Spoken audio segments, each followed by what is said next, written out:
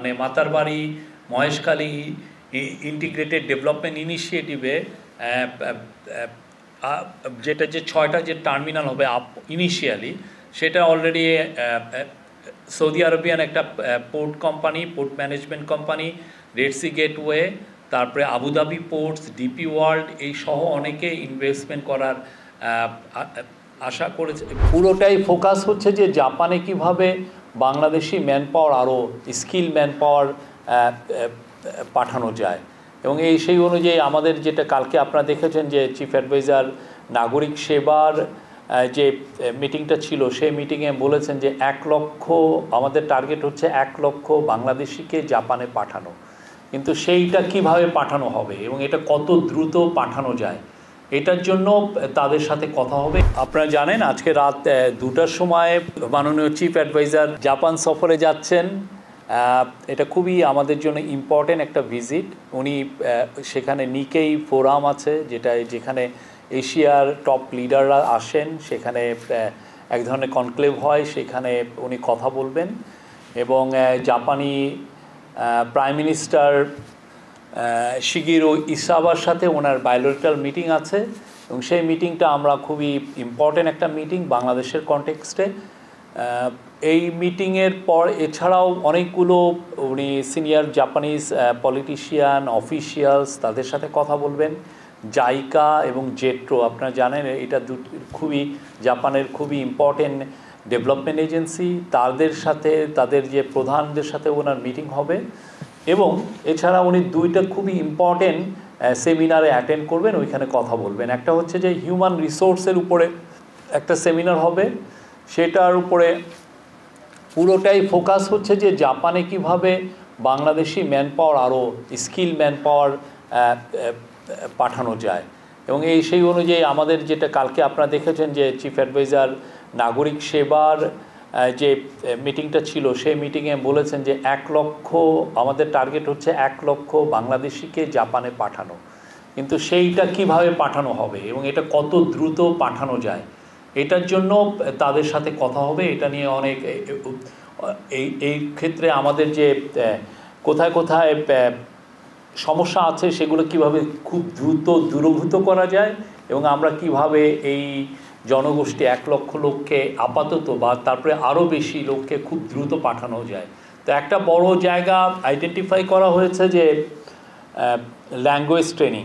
যে দেখা যাচ্ছে যে আমাদের এখান থেকে যারা যাচ্ছেন জাপানে, তারা যে ল্যাঙ্গুয়েজটা ট্রেনিং করে যাচ্ছেন সেটা ইনঅ্যাডিকুয়েট, এবং ফলে তারা খুব স্কিল লেবার হিসেবে, স্কিল ওয়ার্কার হিসেবে কাজ পাচ্ছেন না। তো সেই জন্য এইখানে কিভাবে ল্যাঙ্গুয়েজ ট্রেনিংটা খুব দ্রুত দেওয়া যায়, এবং এটাকে জাপানে এটাকে বলে হচ্ছে N4। আমরা যেটা এখানে যারা ল্যাঙ্গুয়েজ ট্রেনিং নিচ্ছেন তারা হচ্ছে N5।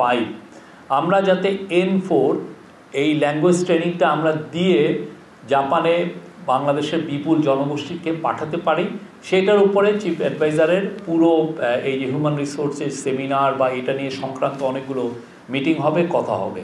এটা খুবই মানে এটা একটা ওনার প্রায়োরিটি এরিয়া। এই জায়গাটা উনি স্ট্রেস দিয়েছেন যে এই জায়গাটা এক্সপ্লোর করা এবং কীভাবে। এবং অনেক ক্ষেত্রে দেখা যাচ্ছে যে এইরকম এটার জন্য উনি একটা অলরেডি টাস্ক ফোর্স করেছেন, এই টাস্ক ফোর্সটা কাজ করছে। এবং সেক্ষেত্রে একটা জিনিস আইডেন্টিফাই করা হয়েছে যে আমাদের জাপানিজ ল্যাঙ্গুয়েজ ট্রেনার অত বেশি নাই, যে হঠাৎ করে আমি যে স্কেলটা বাড়াবো, যে খুব দ্রুত 1 লক্ষ লোককে ল্যাঙ্গুয়েজ ট্রেনিং দিয়ে যে পাঠানো, এই ট্রেনার আমাদের নাই। তো ট্রেনার কি বাইরের থেকে আনা লাগবে কিনা, বা জাপান আরও ট্রেনার পাঠাবে কিনা, বা আমাদের আশেপাশের দেশ কিছুটা আমরা দেখেছি যে নেপালে বেশ কিছু ভালো ট্রেনার আছে, তো আশেপাশের দেশ থেকে আমরা আনবো কিনা, বা এটাকে কিভাবে স্কেল আপ করা যায়, সেই বিষয়টা ওনার এই ট্যুরে খুবই বড় রকমের এমফাসিস পাবে। আর একটা সেকেন্ড সেমিনার হচ্ছে ইনভেস্টমেন্ট। জাপানের সাথে আপনারা জানেন জাপানিজ ইনভেস্টররা বাংলাদেশের ব্যাপারে খুবই ইন্টারেস্টেড, বাংলাদেশে ইনভেস্টমেন্টের ব্যাপারে। সেই অনুযায়ী 2500-এ একটা এক্সক্লুসিভলি জাপানের জন্য একটা ইকোনমিক জোন করা হয়েছে। সেই ইকোনমিক জোনে যাতে আরও বেশি জাপানিজ ইনভেস্টর আসেন এবং তাদের জন্য কি কি ফ্যাসিলিটি দেওয়া যায় সেটার উপরে উনি কথাবার্তা বলবেন। ওই যেই সেমিনারটা হবে সেখানে আমরা আশা করছি 300-র মতো জাপানিজ ইনভেস্টর থাকবে। তাদের উদ্দেশ্যে প্রফেসর ইউনূস কথা বলবেন এবং অনেক ক্ষেত্রে কারোর সাথে আরও বেশি আমরা এক্সটেন্সিভ মিটিং হওয়ার সম্ভাবনা আছে। তো এই জায়গাটাও উনি এমফাসিস দিচ্ছেন। এটাকে এমফাসিস দেওয়ার একটা বড় উদ্দেশ্য হচ্ছে যে আপনারা জানেন যে আমরা একটা বড় রকমের প্ল্যান নিচ্ছি যে Matarbari Maheshkhali Matarbari integrated development initiative MIDI, এটার উপরে চিফ অ্যাডভাইজার খুব জোর দিয়েছেন। এইখানে অনেকগুলো প্ল্যান, এই পুরো প্ল্যানটা যদি এক্সিকিউট করা হয়, করতে হলে আমাদের যেটা কালকে এটা নিয়ে অনেক বড় মিটিং হয়েছে, সেখানে দেখা যাচ্ছে যে এখানে ইনভেস্টমেন্ট লাগবে $140 বিলিয়ন মতো। তা আপাতত এটা অনেক 2040-50 সাল পর্যন্ত। তো সেই জায়গায় যাতে কত দ্রুত ইনভেস্টমেন্ট কিভাবে আনা যায় সেটার জন্য ফোকাসটা থাকবে। তো এই জায়গায় অলরেডি যে প্ল্যান নেওয়া হচ্ছে যে হাইওয়ে হবে, খুবই মানে 6 লেন হাইওয়ে হবে, সেখানে অনেকগুলো পাওয়ার প্ল্যান্ট হচ্ছে এবং অলরেডি প্ল্যান হচ্ছে যে ওইখানে 6টা পোর্ট টার্মিনাল হবে এবং এই 6টা পোর্ট টার্মিনালকে মাতারবাড়ি পোর্ট টার্মিনাল, এটা হলো ডিপ সি পোর্ট, যেখানে ওয়ার্ল্ডের বড় বড় শিপিং কোম্পানিগুলো বড় বড় কন্টেনার জাহাজ এখানে ভিড়বে। আমাদের চিটাং পোর্টের একটা সমস্যা হচ্ছে যে ড্রাফটের সমস্যা।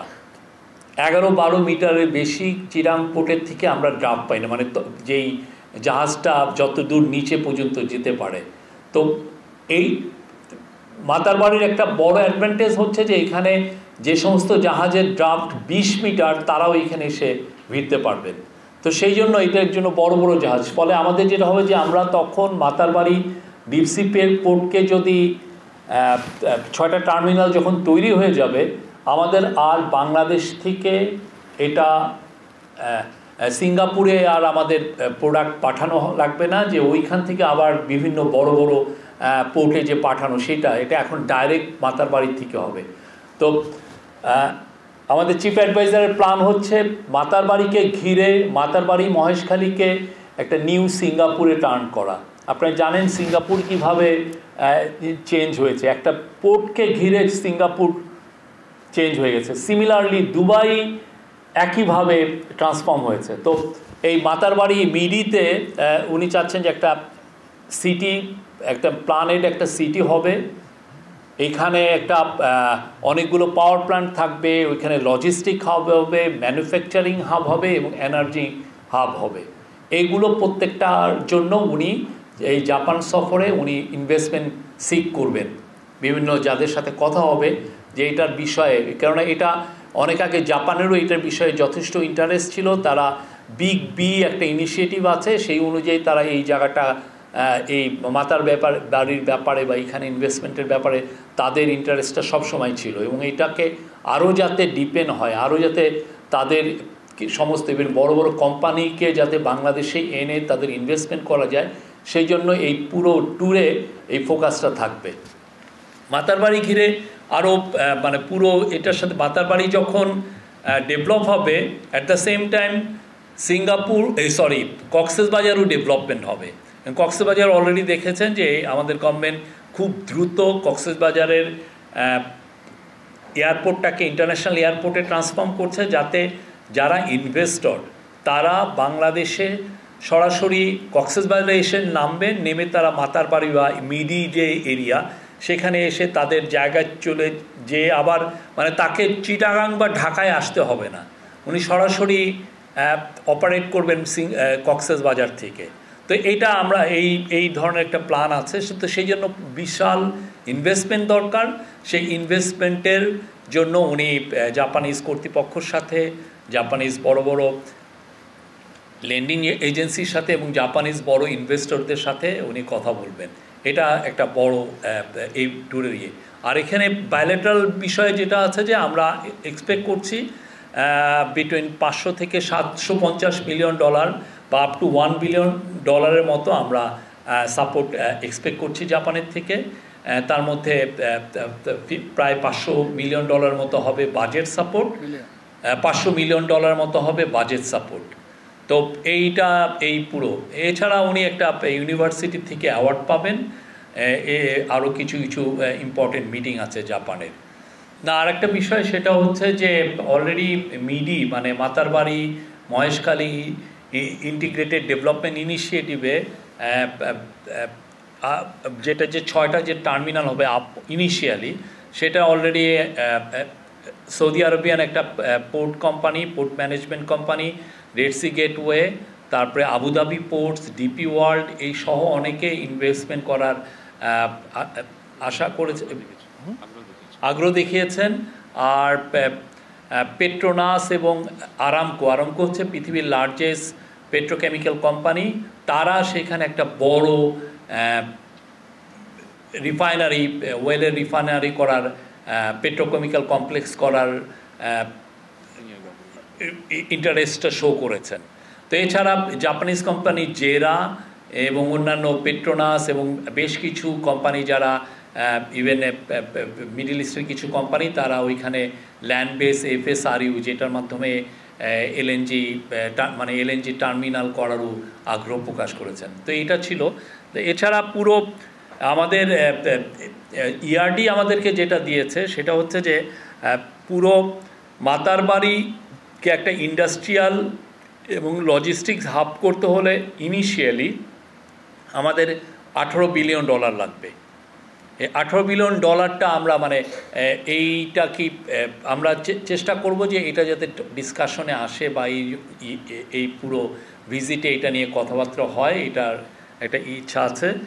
আর কক্সবাজারের ডেভেলপমেন্টের জন্য $2.5 বিলিয়ন এবং একটা ইন্টিগ্রেটেড কানেক্টিভিটি ইনফ্রাস্ট্রাকচার করার জন্য $3.3 বিলিয়ন। তো এই টোটাল ইনভেস্টমেন্ট রিকোয়ারমেন্ট এই পুরো জায়গায় আপাতত হচ্ছে $28.965 বিলিয়ন, প্রায় $29 বিলিয়ন। তো এগুলো নিয়ে কিছু প্রজেক্ট নিয়ে, সবগুলো না, কিছু প্রজেক্ট নিয়ে যেগুলো খুবই দরকার, এসেনশিয়াল রাইট নাও, সেগুলো নিয়ে জাপানিজ যেগুলো ডেভেলপমেন্ট এজেন্সিস আছে সেগুলোর সাথে, তাদের সাথে কথা হবে। তো আমরা আশা করছি এটা খুবই ফ্রুটফুল একটা ভিজিট হবে। চিফ অ্যাডভাইজার 31শে মে দেশে ফিরে আসবেন।